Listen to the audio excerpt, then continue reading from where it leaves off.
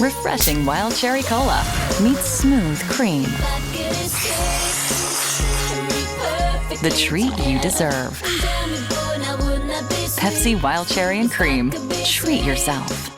Your favorite local grocery stores like Kroger, Ralph's, Fred Meyer, and more are now delivering on Uber Eats. Get 40% off your order of fresh, quality ingredients. Whether you just got home to an empty fridge or suddenly got a craving to whip up something new, you can get everything you need delivered in as little as 25 minutes. Get 40% off your order with code Kroger2026. Plus, members get $0 delivery fees. Order now on Uber Eats. Orders of $30 or more save up to $25. Ends 4/30/26. See app for details.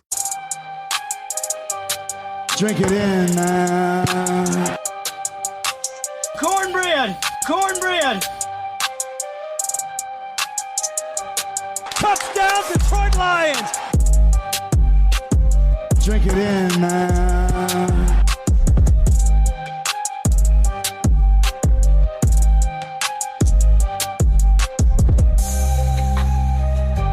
Cornbread! Cornbread! Touchdown, Detroit Lions! Drink it in.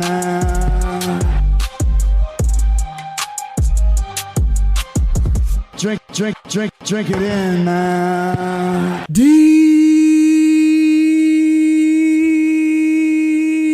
Detroit Koolaid. Detroit Koolaid drinkers. What's going on, everybody? It's your host, Eric Oakley, right here on the Detroit Koolaid Cast, serving up that delicious Honolulu blue flavored Kool-Aid. Drink it in, everybody. Drink it in. Side of cornbread. Cornbread! Gotta make it a double. Cornbread! And if you're tuning in, people, to check out the Brad Holmes interview, this is the wrong show. But we have drops, we have opinions, we have takes, we have entertainment value, and we guarantee you're going to love it. So I'm here ready to talk about those lines, but I can't do it without the one and only. He's back, people. He took a week off. He's been here a bit, sometimes not so much. He's back. He says he's ready to talk noise. He's got gimmicks. He's going to do hashtags. And that's the one and only at Chops in the D on the Twitterverse. Chop, you're there. You say you're ready. Let's do this. Oakley, always good to be back after a week off. I took a little snooze, coming back here. I think, I had like a record 4 or 5 straight weeks, and then I took a little break, but nothing like the host of the show who does it every day, every minute, every hour, every week for the people. You know who the people are, right? You know who those people are? I mean, that's the reason we do the show. And the people consist of the millions. Chops, how do you think the millions and millions liked my NFL March Madness mayhem that had the Lions as the national champions last week? Did you like that? Oh, that was fantastic. Everybody loves the little March Madness, and I love the spin that you put on for the people. Because that's what we do around here. We give you the original content. We are the originators, the often duplicated but never replicated DKC, that Detroit Koolaid. So, no one else is putting out content like that. Nobody else is putting out a show like that. Then they hear it. Then like 3 days later, they're like, hey, let's do the March Madness. Yeah, whoa. We know where you heard that. We know where you heard that. It was from here. Hashtag DKC, baby. No doubt about it. And it just shows that AI and the robots know that those Lions are going to get that Super Bowl this year. It's just a little precursor. Chop, like, I'm looking at the docket and I'm like, what are we going to talk about? There's like ho-hum free agent news. Everybody's kind of down on what we've done, what we haven't done. But I thought maybe we just spend some time talking about Brad. Used to be open for business, but he's really open for business on draft day, but saving his money for rainy day. Holmes. I kind of want to test the temperature with you, like where you at with him. Let's talk through some of his approaches. We'll hit on just general. We're not going to sit here and quote him and try to be too professional. That's really not what we do. But he did do a long form hour interview with some other show out there, and I mean, we're not gonna beg people to do interviews. Like we don't call them up. If anything, we're trying to get like people like Bo DeFrisco or the Tuna, or maybe call up Young Santa when he's on this way. That's kind of what we do here. We don't ask the Lions for interviews. We're not trying to get the pros on this show, but we are going to give our thoughts. So Brad Holmes sat down. He had a lot to say. I just want to know from you, are you down on him at all? Are you still touting his draft prowess? What would you like from this man? Or what are people missing that he's still doing very well that's going to work out incredible in the long run, and people are just doing what they do, which is if it's sunny out, they're happy. If they think it's rainy, they're just all upset.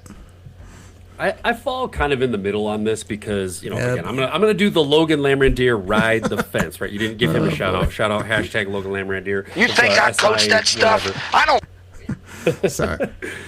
So, I think it's okay to criticize a guy who hasn't, made any kind of, has no playoff wins in 2 years after getting this team within a half of the Super Bowl. So, yeah, it is terrible that we've had two very disappointing playoff runs here, non-playoff runs, not making the playoffs this year. So we're on a little bit of a dip there. But so look, but I'm also not going to say like just trash the guy. Like people, oh my gosh, if Brad Holmes doesn't hit in the draft and the Lions don't win the Super Bowl, he needs to be fired. I'm like, what? Do you remember where we were before Brad Holmes? Need I remind you people what was happening in Detroit land down in Ford Fieldville before Brad Holmes and Dan freaking Campbell came to town? So is it okay to criticize when he makes a mistake, whether it's in the draft or a bum free agent where you're just like, whatever? Yeah, you can criticize. Is it okay to be like, bring out the pitchforks and the torches and fire the guy? Not so much. It's pretty weak to go 50-50. We kind of have takes on this show. And, like, I'm really starting to come... Like, you've heard me rant and rave. I want Max Crosby. I want you to get me an edge rusher for Aiden Hutchinson so he can be unleashed. Unleash Hutch. Exactly. But, like, the more I think about it, the more I look at what Brad Holmes has done in the draft, the fact that he's being prudent with his money... He also understands that the National Football League is a league of attrition, in case you haven't realized it.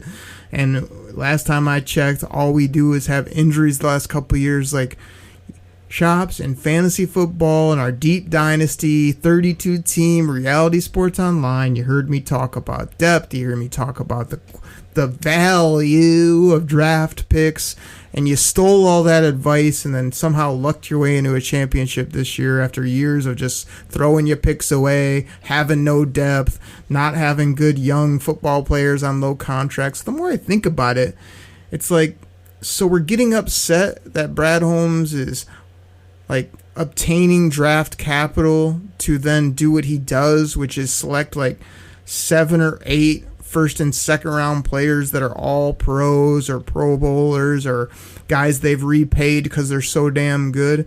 That seems like a good strategy to me. And then in the league, if you're like some of these teams that just go out and spend big money on 1 or 2 players and then that player gets hurt, what do you get out of that player? Chops, are you curious? You want to know? You get nothing.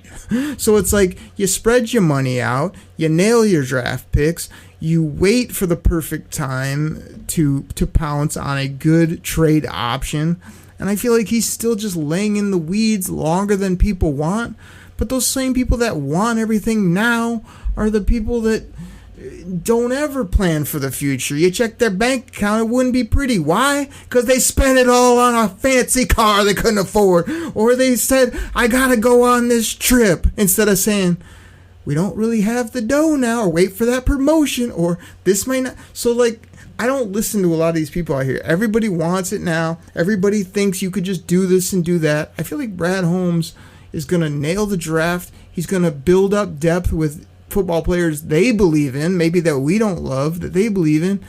And then he's going to hit make a move at some point that hopefully is not only going to get us over the hump, but it's going to make a ton of sense, and everybody's going to have to eat their word. That's kind of where I'm at with the man.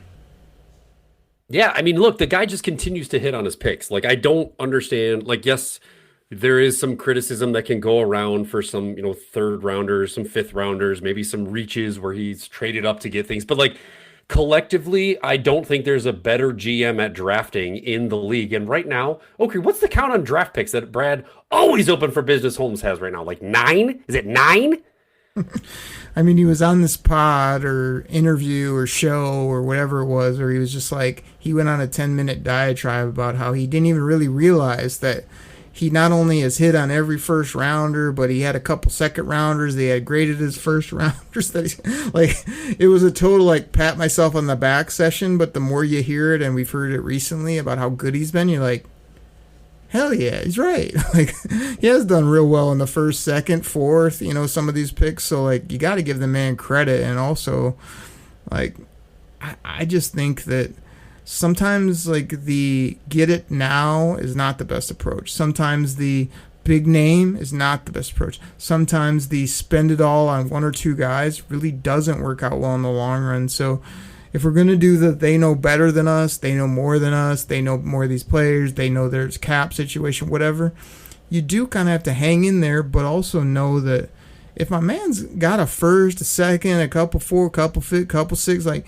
he's going to do damage. And I'm not a proponent of, we'll package all those up and go get us third. No, like, sit where you're picking, take studs, trade back, get some future capital if you can for a better draft class. But why can't he go get some starters? And why can't some of these guys that aren't like the highest name, but we get a nice $6 million deal, league minimum? Some of these deals are $1-2 million. Like, I don't see any ton wrong with that. You're not giving Rocky Sin like $8 million. He's getting like 2, if that. So it's like, those are all smart, prudent moves. And sometimes you have to be shrewd and prudent instead of extravagant and go get everybody what they want or give your kid candy just because they asked for it. It's like, do the right thing and sometimes let it play out. Have you ever had something where like you told your kid no and he's mad at you, but then like later they understand that maybe you shouldn't be jamming, Star Kiss and Now a Laters all day because you want to have a decent teeth when you're 20. Like, those are the type of lessons Brad Holmes, I think, is somewhat telling people, and we don't want it. Like, my buddy Wagner just talks about the bargain bin. He's all pissed off. It's like, dude's done our team right, nails the draft, and just because he's getting some mid-tier guys, these aren't guys that are going to like start and play every snap for us. So I'm good with it overall.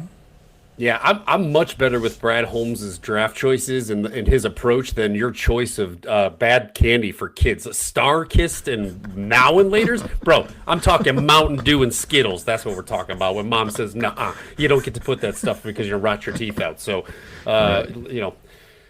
But to be honest, like, I'm looking at these drafts, like these draft picks that he's got. He's got 17, he's got 50, 118, 128, 157, 181, 205, 213, 222.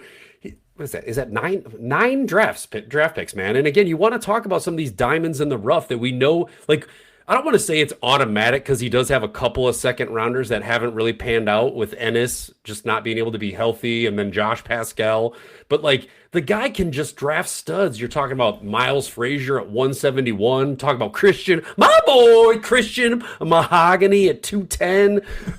For James Houston, I know he kind of flashed and burned out, but at 217, Malcolm Rodrigo. That was the live version. I'm sure you'll hit the drop as I'm continuing to talk at 188. So Brad Holmes is going to do his thing. That was the drop. Thank you, Okri. I knew you'd be on top of it.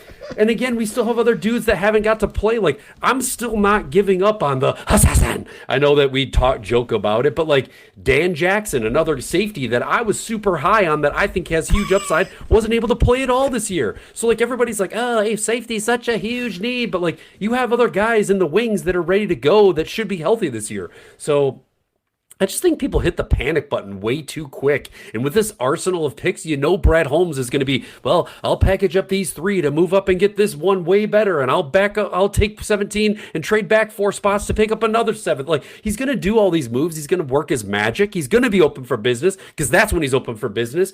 And by the way, people, he has changed his approach slightly in the draft with all these one-year deals. He's loading up on guys, high potential, very low risk on a one-year deal, cheap deals, by the way. I mean, I can't fault anything that he's done this offseason. Has he done anything that made me go, wow, wow, wow, wow? That was the live version. No, he hasn't. Wow, but has he made me things go, hey, that could actually work out? Wow. Thank you, Frank.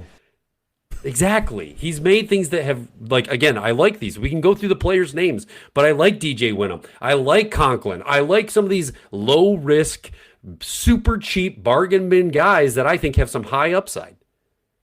Chops, I heard what you said. I really did, but I want to circle back to, was that your attempt at humor, kind of making fun of the candy that I rolled out, only to roll out similar terrible candy? Was that a joke by you? Was that supposed to be funny?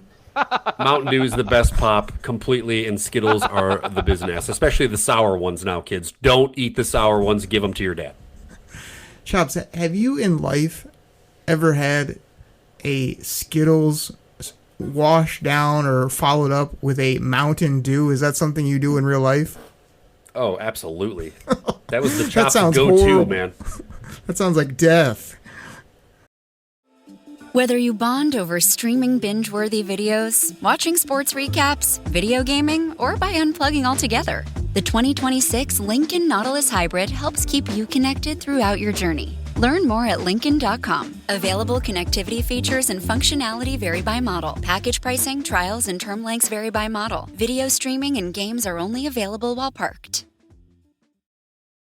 This episode is brought to you by Beneful. Mornings are when the grind starts. Stretches, immaculate. Cardio, crushed it. Territory, marked. Sorry, geraniums. The dog routine is on point, but it can get a little wolf. That's why I fuel up with high-protein Beneful freshly prepared meals. I'm eating clean with real meat and veggies, served fresh from the pantry. Kick boring in the bowl with Beneful freshly prepared meals. Visit Purina.com/Beneful to shop now. This episode is brought to you by Stouffer's. Here comes three-time juggling champion Natalia Rogers. She's juggling law school, her TA job. Oh, narrowly catches the laundry. What's that fourth ball? Parents unexpectedly showed up at dinner time? Is that too much for Natalia? Not with Stouffer's Chicken Alfredo and its mouth-watering mix of Asiago, Romano, and Parmesan. When you're juggling four things at once and the clock strikes dinner, think Stouffer's. You don't know what you're missing out, man. Rode the 10-speed down to the Sitco and get the 20 ounce of Mountain Dew on my way to the ballpark, and then of course you got to get that king size shareable Skittles. Oh my God, that's like these crazy people that dip their fries in freaking Frosties. Like what a bunch of weirdos you guys are. No, that is weird. That is weird. So that was choppy, haha. We know how that goes. But, like, the rest of your take is funny, too, because I feel like your whole gimmick now is just stealing Oakry players. I mean, I'm the guy on this show that was saying Christian Mahogany this, Christian Mahogany that. Now, all of a sudden, he's, Christian Mahogany. Look at the record, buddy. Look at the live pick.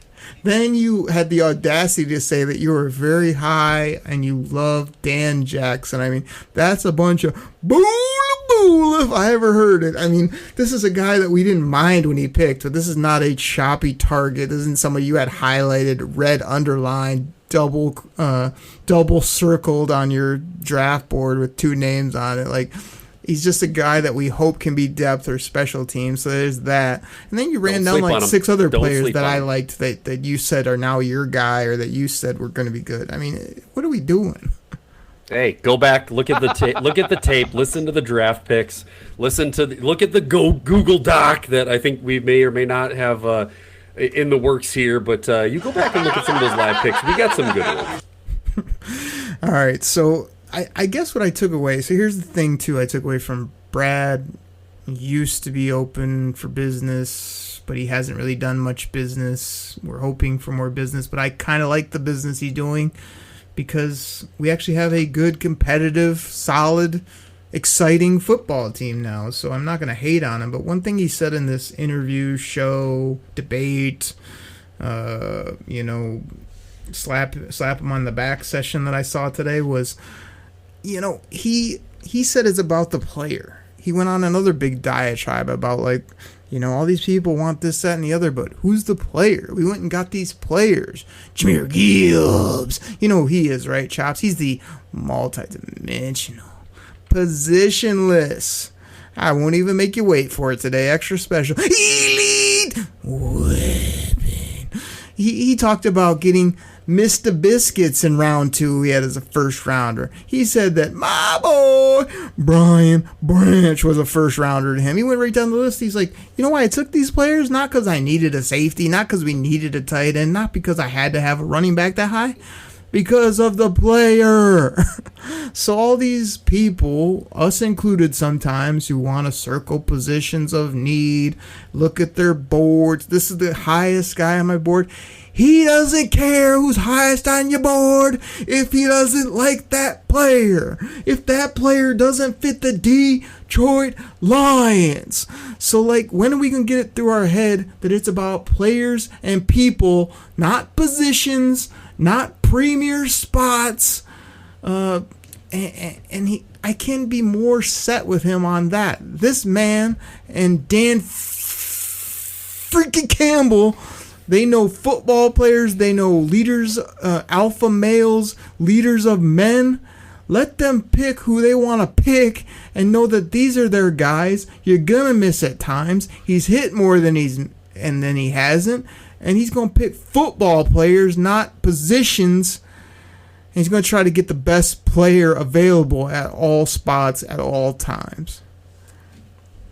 Yeah, I can't disagree. Other than this 2024 class right now, I think this guy is like spot on, and there's still guys on there that have lots of potential. So, still hopeful for Terrion. Lots of people have given up on TA. Still big on Rakestraw. Like, again, I know he's got to get healthy, but Vaki is a serviceable number 3 running back. But Oakley, I think the key for me is that I love everybody's just edge and OT. But, like, are people going to lose their absolute minds if he doesn't take that position at 17? Like, what is the reaction going to be from you and me and the people if Brad, like, switches it up and goes, I don't know, safety, corner, Chops, something else? Did you just hear my rant? I am not going to go crazy unless it's some Bumsky Magoo that I don't like as a player, I don't think fits our team, not a guy that's highly ranked at the time. That's when I'll lose my mind. I am not going to go crazy based on the position. We both did not like Tyreek last year. He was not high on our radar personally. The Lions loved him. He did next to nothing his rookie year, but there are things to somewhat like, except the school that he went to, which again, in hockey, was vanquished. Ohio State is vanquished. And by the way, it also is this. Hey, listen, Ohio State sucks. Like, he has some upside, but like most of the time when they make a pick and we like hate it or we wasn't on our board, we didn't like, those guys don't end up being all pros. You know who do? When we're going crazy about Hutch, J-Mo, we missed a couple, like Gibbs and Reward, Jack Campbell, and guys like that. Campbell. But also, like, most of the time when we're excited, they're excited, they work out well. So I'm not going to go crazy based on position, but it better damn sure be a guy that we kind of have in our crosshairs and a guy that, man, he's going to fit this team. He's going to start. He's going to make plays. He's going to be a good fit for this team and something that's going to help, because I went on a rant before about short-sightedness. People taking crazy vacations when they don't have the dough. Somebody getting a car they don't need. Everybody got to have the highest tech, the nicest phone, the whatever. Like, it comes down to like looking at the big picture a lot of times. And if you're willing to hold your water, save, it works out better in the long run. And also, talking about people and players and all that, like that's been the secret sauce for this team, has been finding not only good players that have talent, but guys that fit the culture, fit the grit, that work well with their current set of football players on this team. So like that's stuff you can't teach, man. You either have that or you don't. And a lot of these NFL GMs are just taking people like we are, sitting here in our office space trying to take the best name or the biggest name or this, that, and the other, and like Brad Holmes has not only done his deep dive homework, but he knows this guy going to fit in with this group. This guy's going to do whatever. And I know people get hung up on he's drafting injured players. He's doing this. He's doing that. That's just you picking up the 2 or 3 guys that didn't work and ignoring the 8 to 10 that have been absolute incredible selections by this regime. So I think I'm not going to freak out unless it's a player that I don't think fit, a guy I don't like, somebody that is just off the map, and I can't see them doing that. But no, it doesn't need to be tackle and edge for me. It needs to be a great player at that spot, or trade back, or do something crazy and get a guy that we're just going to be super excited about. I feel very confident it's going to happen.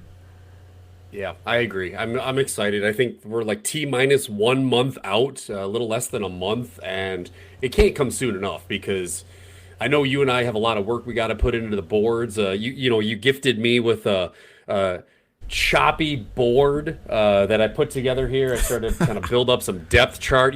In case anybody's wondering, I came to my board here. I set it up a couple of days ago, and I looked at it a little close, and I'm looking at it. I'm like looking at this little sticky thing. I'm like, what is this thing? I'm like, wait a second. Why is Lexi Bear running back 2 on my depth chart? She's lined up at halfback behind Jahmyr Gibbs. And the choppy kids got into the markers and the old stick boards and wrote their names on here. So, Brad Holmes, if you're paying attention, Lexi Bear is ready to get drafted in the 5th round. Let's go. Do you want to do, maybe for your wonderful daughter, do you want to try to, since she's in front of Jahmyr Gibbs, do you want to try to do the gimmick for her maybe? Can you do it or no? She actually told me the other day, she's like, I like it when Oakley does the elite gimmick because he really just nails it. Well, I mean, everybody knows. I mean, you've been doing a lot of good things on this show, Choppy. You agree with a lot of my takes. You say I'm correct. You repeat what I say, and you give me credit for things like that I do the great, which are say things like this, that Lexi Bear as our running back 1 or 2 is elite.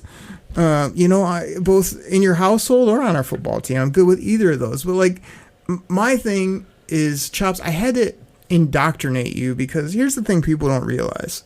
People watch the draft. You see these people on shows like Brad Holmes went on, or on these pods that bore people to death, and they just want to pretend like they know this. They do this draft homework. Oh, I watched a bunch of tape, YouTube.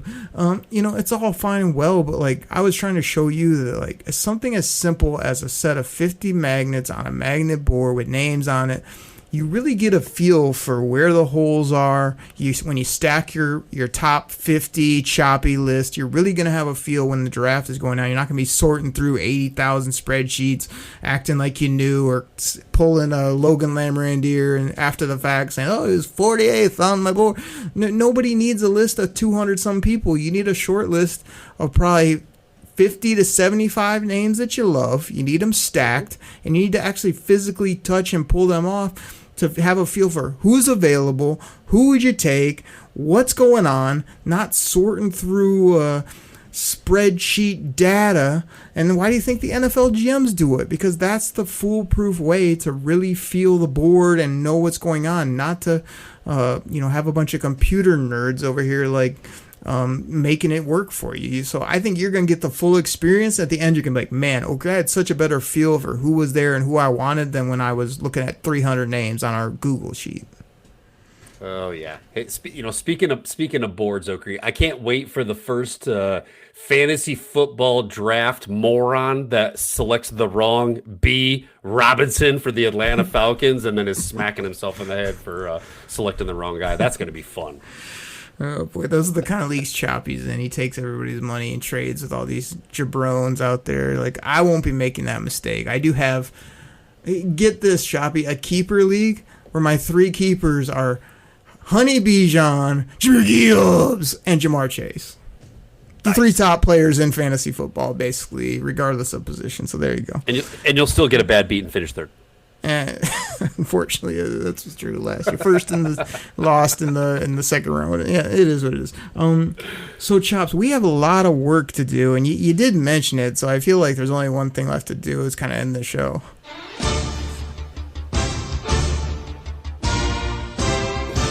Oh, Choppy, that's the NFL draft music. I better pull it down before somebody sues us for a bunch of nothing, which we don't care about. But the pick has got to be in. Chop, we have to, like, literally kind of talk through this draft because it's not even like I'm behind. Like, we look at it like a month left. I feel like this is the sweet spot, actually, to, like, find the Dane Brugler, the beast that comes out and kind of do some reading, get the Google sheet going. Kind of what I'm going to do, and I did print labels just a day or two ago. I was like, man. Oh, of course you did. Got my labels, just haven't got them up and got them sorted. But, like, I'm going straight up Oakrey shortlist board, Lions only. I'm going to literally parse out all these people. You're not going to have Oakrey here on draft day having to take off Fernando Mendoza or some of these people. Oh, let me put Arvell Reese as my why? He ain't going to be there. We don't even, you need to parse out all these people and, like, have an actual realistic list that are Lions only targets. They fit the grit. They're our type of people. Yes, most of them will be positions of need or open spots or places we need to upgrade. But, like, I feel like this is going to be a great exercise to get our list going, get the clutter out, and just come on draft day with a fierce, short, focused list for the Lions. Yeah, the only thing I would challenge you a little bit on is that sometimes guys fall, right? Like, stuff happens. So, how many times have you kind of gone down a list, and maybe not in the first round, but you're looking at it and you're going, wait, what? That guy's still around? Like, what's happening? So, whether it's a, video that surfaces hours before the draft, or a police report that comes out, or a potential doctor report, all this stuff. So, while I want to be smart and strategic about my lists, I also don't want to just, like, take guys off the board and go, not going to happen because he'll never be there, because you got to be prepared, man. Stuff happens. I mean, it's an okay point by you, but last time I checked, if you got a list of 25 and 2 guys falls, it's not that hard to mentally add them back or, like, put them at the top. But, like, we know when has there been people that go in, like, the top 10, they're going to be available at 17. It's very rare. You pretty much know how this is going to fall when it comes draft day. There'll be a few people, like you say, but most of them you're going to put in anyway because they're going to be in that range. Anybody from 12 to 25, are going to be on your list, but you're not going to have a guy in the top 4 that's going to fall all the way down to 17. It's just not going to happen. So that's my point. But Chops, where are you at with guys? Like, again, I can barely even throw out names because I still got to do my homework here, but I've seen a lot of rumor innuendo about Fanu, offensive tackle. Lots of guys can play guard. He's played on the right side. He's got shorter arms. He says he's best at left. Most people project him inside. He says he'll play some center. Most people have him in the top 10, but I've seen this player maybe being available, and he's very intriguing, not only because of all the things I mentioned, but I've seen some interviews, Chops. He's got personality. He's got the love for football. He would probably fit in well. Not the ho-hum offensive lineman, like, there's some concerns about Fanu, but, like, there's so many good things that I kind of have him highlighted in my head as one of the top options. I would absolutely love if for somehow, some way, Spencer Fanu, tackle from the Utes, falls down. I mean, I know he started out as a left tackle, then switched over next 2 years at right tackle. But yeah, I mean, high PFF grades. Kid does have this, like, kind of it factor to me. Like, I might have actually seen an interview with him and go, this guy, I mean, he's got a little bit of a, like, some little bit of seriousness, but he can kind of, had a joke here and there too. So, steady, healthy player. My projections are all looking that he's going top 10, like probably closer to, like, maybe he falls into like 12, 13, 14, but if he's there at 17, man, I'm happy about that. I'm taking it straight up there and just taking him. Chops, did I hear that right? Did you watch the interview? Is that what I heard? I did. I think you may have actually sent me a clip. You may have sent me a clip. That shocks me. And you actually gave him credit for the interview. You didn't say, oh, well, it doesn't matter what they say. I only care about the stats. So that's a shocker right there. Like, see, here's another guy that, like, I've heard a lot of people going crazy about. Again, do you think people realize now that we paid a center big money, we have a lot of interior players, so like if you're going to spend a resource, it has to be either a pure left tackle or a guy that's a clear right, and you got to have Penne's buy-in who can move over, and Brad Holmes walk the fence kind of saying, well, we'll deal with that when it comes. He can play both sides, whatever. But like I've heard people say Monroe Freeling is like the guy that they have to have. I've heard people say run the card to the podium type of player for that guy. Where are you at with him in general? I know this isn't going to be the a popular take here, but he's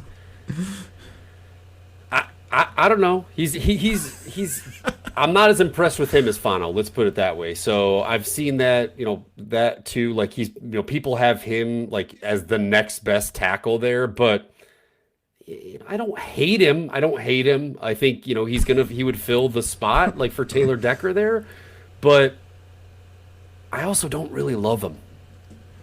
Chops, let me ask you this. When you blatantly do my gimmicks, do you realize it or you don't even realize what you just said? I blatantly do your gimmicks incorrectly. I don't hate him. Is this not... How many years have I been on the show, Okri? It is the choppy gimmick to do your gimmick poorly or wrong. That's the gimmick. You just like monotonely say exactly what the gimmick drop is and don't reference it. I don't hate him. I don't. That's so you give you the opportunity to play the real gimmick for the people. That's Chops on Monroe Freeling, people. I don't hate him. I don't. But he doesn't love him either. Chops, is it just me or like I know Jeff Risdon loves Blake Miller? To me, Blake Miller, the offensive tackle from Clemson, is like Taylor Decker reincarnated. It's like you had Taylor Decker out of that school we shall not speak of. It was kind of a red ass, but you didn't know it. He was a solid left tackle. He never came off the field. He became a legend. People loved him. Then he kind of rode off in the sunset. Like it's like never missed a snap. Tough guy. Loves ball. Always out there. Solid player. Senior. Got the size. Like he just feels like a guy that if that's the best guy, he's at a position of need, and that he would be a similar type talent and just prospect to what we just lost in Taylor Decker, if you ask me. I've got Blake Miller actually ranked ahead of Monroe Freeling, and I know that's me. You may hate that, but I like Blake Miller more. But also, when it comes to these guys, like I feel like certain sports writers just get it in their head like this is the guy, and then they just get so hyper focused on it, and then it's almost like they bought into their own hype so much that they can't deviate from it. So it's like it's got to be this guy, and I can't be wrong. And anyway, that's a whole other rant that we can get into, and I'm probably guilty of it too. But I actually like Blake Miller more than Monroe Freeling, and I think, look, if the guy is the Taylor Decker replacement and he just goes and anchors the left tackle position for 9 years, I'm okay with it. Right, and I don't mind that argument too of like if you can find a guy that's comfortable and can serve, be a nice player for you over there, and you can leave Penne at right. I'm not opposed to it. I just think like you've already paid Penne. He shows he can do everything, and if he feels good to go to the other side, I think that's kind of the easier play. But like there's only a couple guys at the right and lots of other left tackle options. I'm open to this. Chops, I want to call this out right now, and I'm sure you'll steal this later. You'll say you said it first, whatever. But can I put out the Okri, my boy, right now because I got one. Hashtag what Okri said. Let's go. Hashtag market. Hashtag suck it, Choppy. Come on. Let's hear it. This is an okay or what's the rapper? Okay, which is hashtag Okri knows. Okay, you get it. Got it. This is straight up a guy that I don't know if the Lions will take, but I've loved everything I've seen from him since this process started, and that's me saying that. Yes, I haven't done the deep dive across the board, but I've done a good enough dive on this player, and there's been nothing I haven't liked. You want to know who it is? You want to know? You want to give me like a teaser, a hint, like a position, or are you just going to throw it out there? I'm going to throw it out because I feel like it's a bummer that I don't know that this is like a fit, but it might be, but I like the player so much I don't care. And that's Dylan Thieneman, safety, Oregon.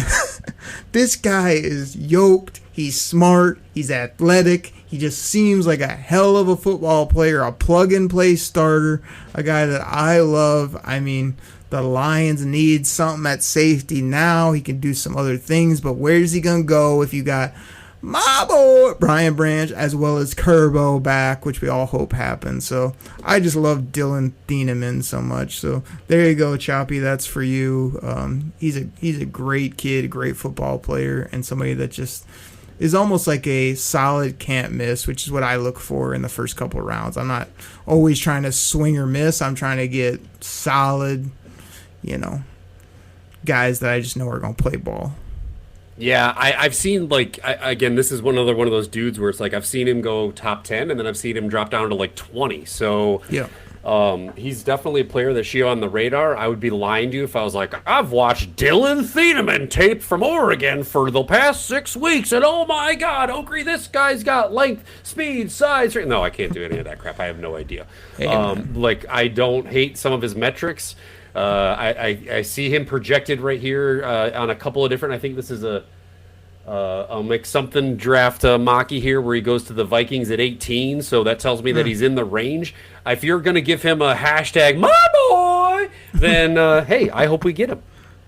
Well, I do too, but it's just like you really can't spend that resource on that because best case scenario is our two guys come back, we have some depth guys, and we use it on another spot. But I'm just telling you the player.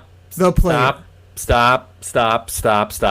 You just gave a huge rant about, I don't care what the position is. It's BPA. And if we get a stud, then we figure it out. So you can't backtrack 20 minutes later and go, I don't know what we're going to do with them when Brian Branch and Kirby Joseph get healthy. What we going to do, Choppy? You can't do that, Oak. You can't. You make it work.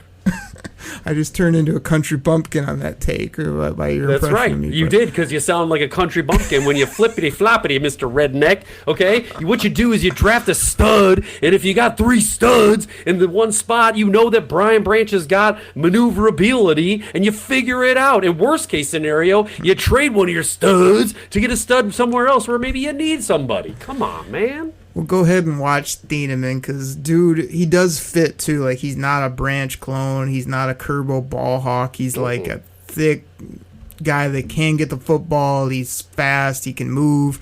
He just does everything right. So there's that. Here's a guy, Chops, I want to throw at you. And, again, I'm kind of putting you and me on the spot because we don't really have our targeted list yet. But another guy that I've heard a lot about is Keldrick Falk, out of Auburn, edge player. And this is a guy that I've heard, he looks the part. I think he's 20 years old. He's 6'6", 275. He's got the long arms. But a lot of people too have said you cut his film on and he's got no burst. He's just a run guy. He can't get after the quarterback. And it's the takes have been the Lions will like everything about him, but do we like everything about him? Because you've heard me talk about the bendy edge rusher, the speed guy, the guy that can just put up sacks instead of play the run, hold the point of attack, look the part like Marcus Fattenport and never play. This guy has a lot of that to him and a lot of concerns for me, but he is highly ranked and I've heard good things, but I'm a little bit worried about that, but I'm going to have to do more homework on him.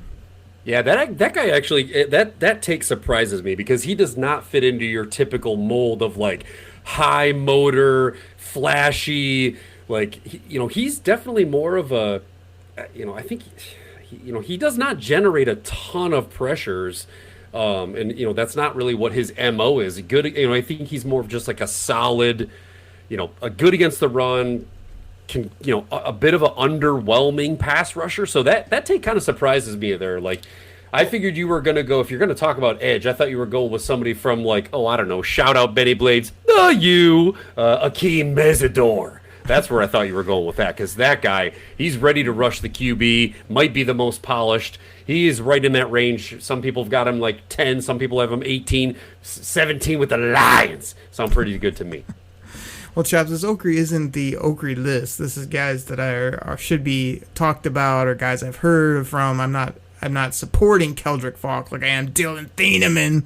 I'm just throwing his name out. Now, your boy from the U that you brought up, you happen to not mention, was he 25? Did you mention his, like, baby arms, like your quarterback's hands? I mean, he's got that going, not going for him, I guess you should say.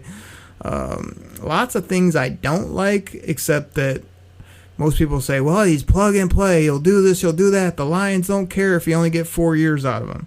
I care. And he's on my TBD if you ask me, but we'll see. I see if they select him or if he plays well list.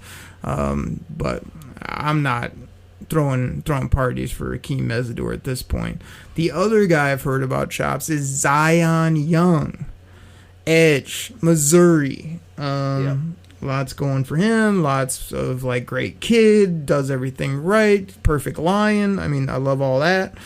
But, you know, he probably, I think, is he the guy that has, like, again, one of these guys that has low college production? You think he's just going to have NFL production and things like that? So, I don't know. Like, all these edge rushers between the three guys we just mentioned and plus some of the others, like, nobody's popping off the page. Like, TJ Parker, I just saw something today from Clemson. It's like, people love him. He can do this. He can do that. And it's like, how many Clemson guys have we seen that just wash out of the league? They're not tough enough. They can't handle it. I mean, I don't even know if I need to call Beetle, but it sounds familiar. They can't handle me. They ain't tough enough yet. I'll put him down to his knees, buddy. It's like, I don't know if TJ Parker has what he has, but I've heard good things. He's intriguing, but I don't know that I love him. How about Caleb Lomu, Chops? Another offensive tackle.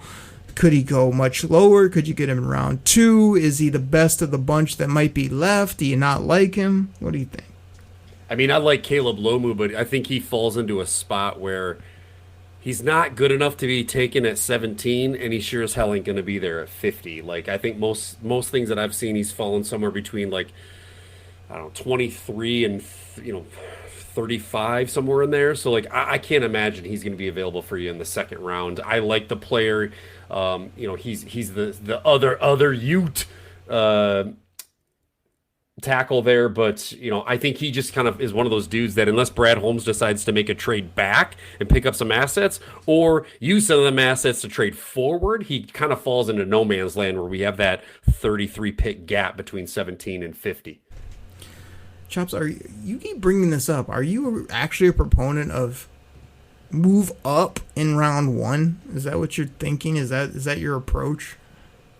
Look, my approach is first of all, we know what Brad Holmes' approach is, right? Brad Holmes will give up assets to go get a guy that he likes. We may think the dude belongs 25 picks back past your original pick. Brad Holmes thinks he's on the board 25 picks before his pick, and so he's going to take one of those 9 draft picks that he's got, and he's going to flash forward. Like, that's just what he does. So if you're telling me that, like, we're sitting at 17 and they just absolutely can't not have David Bailey and he's sitting there at 9 or 10 and they're like, yeah, package it up. Let's make a deal.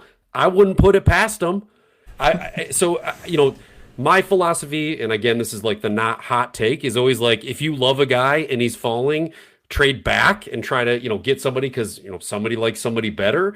But Brad Holmes doesn't do that. Brad Holmes packages his assets. He gathers all these assets, and then he packages them up, and he trades up, like he did for Vanilla Smooth, and so-and-so, and J-Mo, and just the list goes on and on and on and on and on. That's what Brad does. Now, people are challenging Brad to take a different approach. I don't know if that relates to the draft or not, but, they wanted him to do things differently in free agency, so maybe they want him to do things differently in the draft. But I'm telling you right now, if Brad and Dan freaking Campbell get a sense that their dude is going to get picked at 12, they're going to do their damnedest to move up and get him. This episode is brought to you by Indeed. Stop waiting around for the perfect candidate. Instead, use Indeed sponsored jobs to find the right people with the right skills fast. It's a simple way to make sure your listing is the first candidates see. According to Indeed data, sponsored jobs have 4 times more applicants than non-sponsored jobs. So go build your dream team today with Indeed. Get a $75 sponsored job credit at Indeed.com/podcast. Terms and conditions apply. How many discounts does USAA Auto Insurance offer? Too many to say here. Multi-vehicle discount, safe driver discount, new vehicle discount, storage discount, legacy. How many discounts will you stack up? Tap the banner or visit USAA.com/auto discounts. Restrictions apply. It's tax season, and at LifeLock, we know you're tired of numbers. But here's a big one you need to hear. Billions. That's the amount of money in refunds the IRS has flagged for possible identity fraud. Now here's another big number. 100 million. That's how many data points LifeLock monitors every second. If your identity is stolen, we'll fix it guaranteed. One last big number. Save up to 40% your first year. Visit lifelock.com/podcast for the threats you can't control. Terms apply. Zootopia 2 has come home to Disney Plus. Let's go! Get ready for a new case. We're the greatest partners of all time! New friends. Gary the Snake. And your last name? The Snake. Dream Team. Get new habitats. Zootopia has a secret reptile population. You can watch the record-breaking phenomenon at home. Zootopia 2, now available on Disney Plus, rated PG. And right now you can get Disney Plus and Hulu for just $4.99 a month for 3 months with a special limited time offer. Ends March 24th. After 3 months, plan auto-renews at $12.99 a month. Terms apply. Start your day with Quaker Protein Instant Oatmeal. The instant oatmeal ready to help you tackle whatever your day brings. Like wrangling your toddler into their car seat. That was fun. Coaching your 6th graders soccer team. Go girls! And carrying all the groceries in one trip. Whew. Try Quaker Protein Instant Oatmeal, granola, and bars. Great taste and a good source of protein. Quaker, bring out the good. Yeah, I don't mind that take of what they're going to do. I guess like you're a guy, too, who's been more of a proponent than me of like come draft day or the night before, you're like, Oakley, here's what we need to do. We need to move up from 18 or 20 or 32 to what and make these trades. And like, you know how it goes in reality sports online, too. You're sitting there on draft day and you're like, okay, I got these 6, 7 picks. I'm going to make these picks better my football team. And then it's so tempting to package 2 or 3 of them to go up and get somebody you want. But how nice is it, too, to sit and pick and have 3 football players you love at the end of the day? So I'm much more of the try to hold your water, wait, get multiple guys than I am. Gotta have them. But, of course, you're right. Like, this is what these guys do because going back to my previous rant, they love certain people.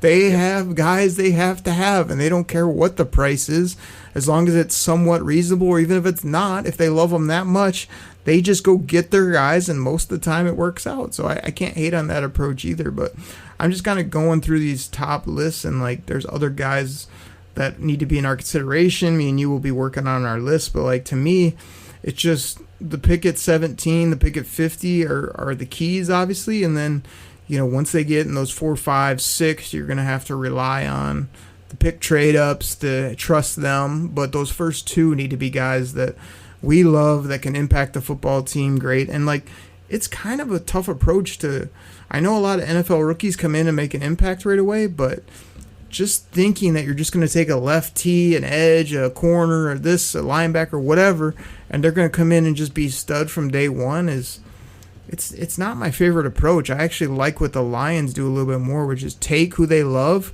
but then kind of let them, when they're ready, you know, not having to maybe be the guy day one or, hey, if they show out in camp, we'll give them more and give them more, and then all of a sudden they'll be that football player, kind of like Jack Campbell came out a little bit slow, and then all of a sudden he's that dude. That's what I would love to do, but I feel like the Lions are almost in this spot where they need 2 dead set starters in round 1 and 2, and they need to accentuate that in those later picks and rounds by beefing up the depth of their roster, the talent, overall talent, the speed, the ball hawking ability, and it's going to be a start to finish, got to have a good draft. Not, hey, I got 2 good players and a bunch of projects and injured guys and, TBD, if you ask me, we'll see, we hope they play. No, like, this needs to be a draft where you come out like, man, we probably got 3 to 5 starters and some good depth players. That's really what you need at the end of the day. So I want to counter your take here. I want to put your take to the task here, because you said like in your book it's like I need 2 dead starters at picks 1 and 2, but like where do you think? We a couple weeks ago we talked about holes and like filling out the starting 11 on each side of the ball. So what are those 2 holes where you have, in your opinion, you have to have a dead nuts starter day 1 at pick 17 and 50? Like what positions are you talking? I'm assuming you're talking edge, and I'm assuming you're talking tackle. Is that accurate? Well, we're going back to our other point. Like, those are the positions, but I got to know who's available if I'm going to go to those positions. If these guys that we kind of named that are in our range, kind of like them, maybe not, maybe. Like, once I parse that out, if those are on my list and they're available, yeah, I'm going to take them because they're guys I like and they happen to fit positions of need, which is perfect. If those guys are either gone or I determine by draft day I don't like those players, then I'm going to try to get two guys, regardless of spot, that are just going to, again, you're looking for guys that are going to not only be here for a long time, but are going to be gold jacket type players. So I can't tell you who those are now.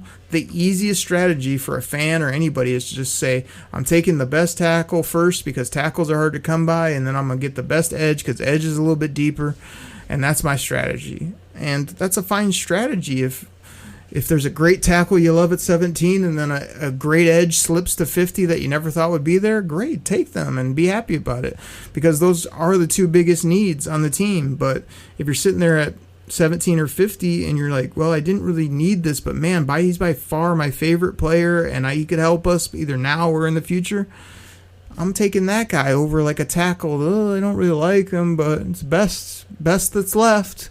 So yeah. That's what I'm going to do. And, like, that seems to be what they do is just sort of, like, wait it out. And then, like you said, if they wait it out and there's a guy that's slipping that they love and didn't think would be there, they go up and get him. I'm okay with that approach as well. But me personally, what I would do, especially in a draft like this, is just wait it out, see who's there at 17. If there's a guy I love and that fits a need, I'm going to take him. If there's nobody I like and everybody's pretty similar, I'd like to move back. If I can't move back, I'm going to take the best overall football player, almost regardless of position, or at least of a position like we talked about. Maybe a safety, maybe a backer, maybe a depth corner, maybe even an offensive skill player that's going to put us over the top, because those are things that are probably going to be best. But the other approach I heard that was intriguing was, Chops, you really can't pass on some of these positions and think you're going to get them later. You're not going to get starting left tackles in the 4th, 5th round. You're just not. No. You might get an interior guard or center, but you're not going to get these outside 10-year starting tackles. So that puts an emphasis to get them high if it's a guy you love. So it's going to be intriguing, no doubt.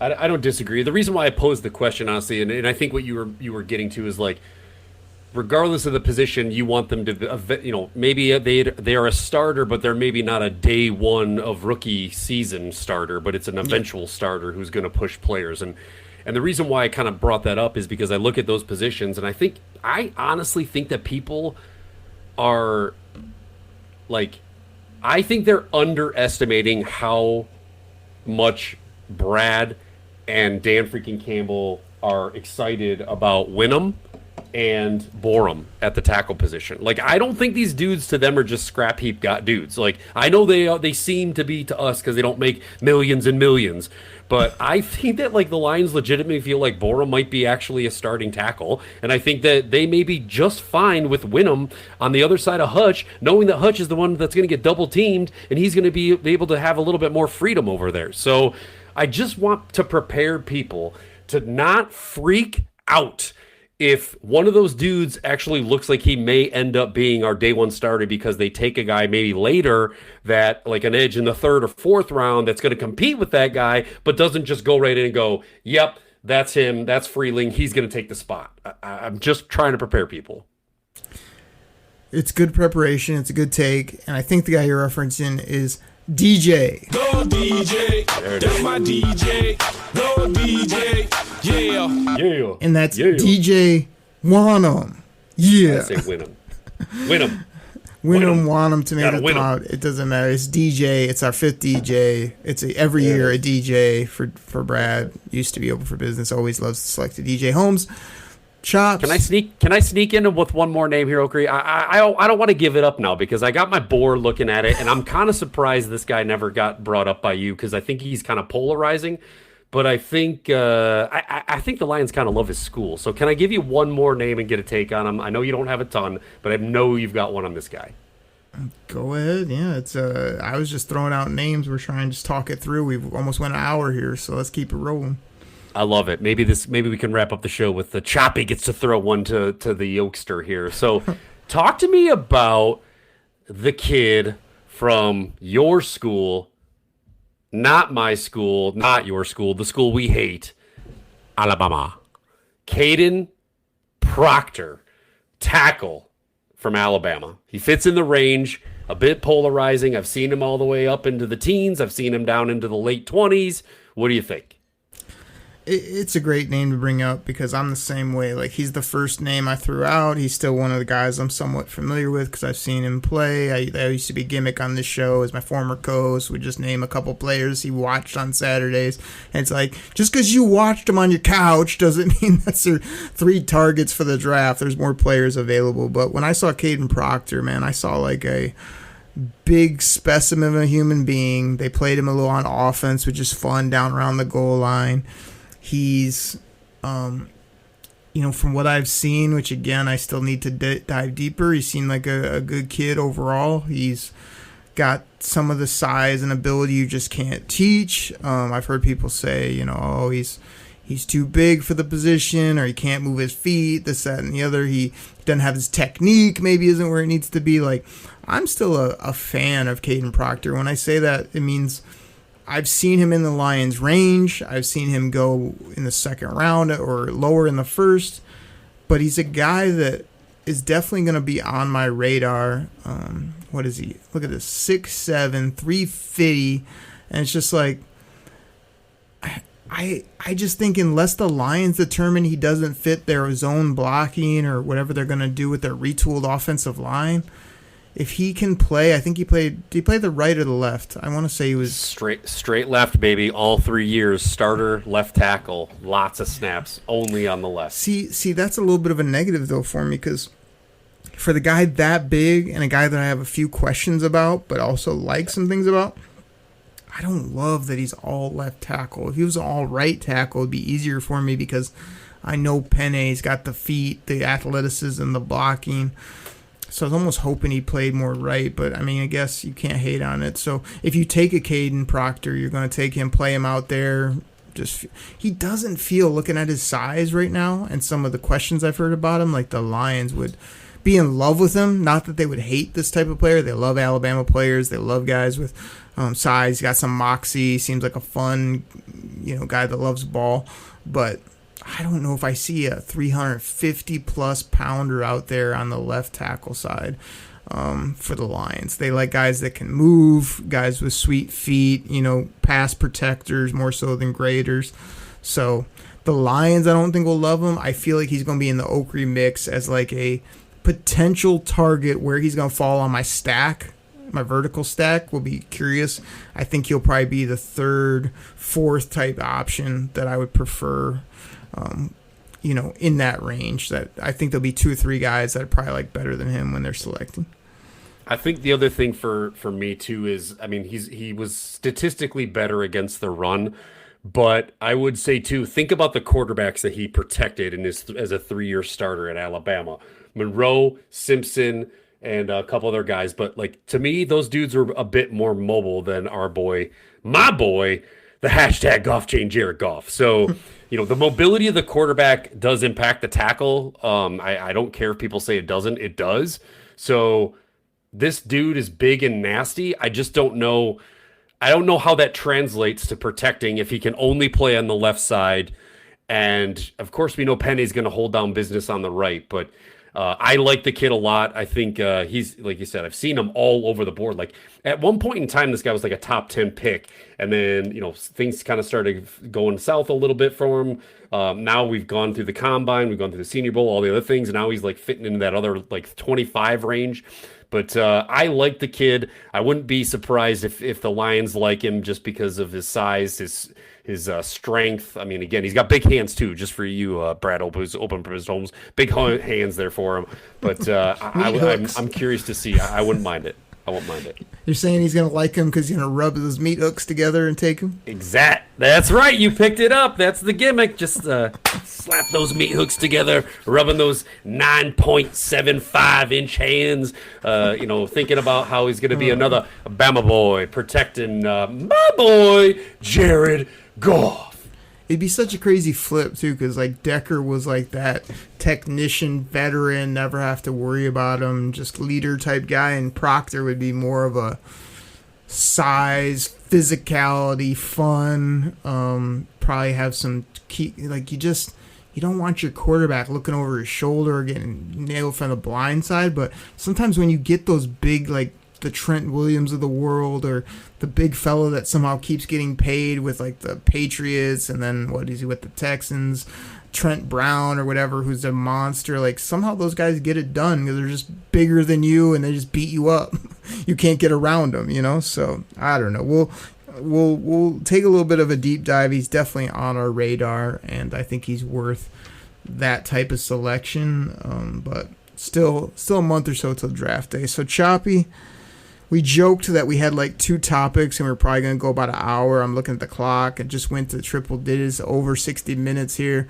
Talking ball, talking about Brad Holmes, what he had to say, what he's about, why we support him, maybe why we're a little bit frustrated, why people can, what people don't know. And then we talked about the NFL draft, some players, because before you know it, we're going to be hearing this. Choppy, you got anything else for the people? Okri, always a good day when we can get together and talk the draft. I think, we got some deep diving to do. We keep playing the music. We keep, building the names up. It's funny because I feel like we put these names out, then all of a sudden I look at the old Twitterverse the next day, I look at the PFF board, and magically the names that we bring up, they just start to slowly tick their way up people's boards. So keep listening, people. We'll keep serving the Kool-Aid. We'll keep giving you names of who should be Lions when we walk up to the podium at 17 at 50 on April 23rd. Let's go. Everybody, that's what we got. We'll catch you next time right here on the Detroit Koolaid Cast. Take care, everybody. We're out. Pack the bag, start the plane. This game is over. It is over. What a comeback by the Lions. Drink it in.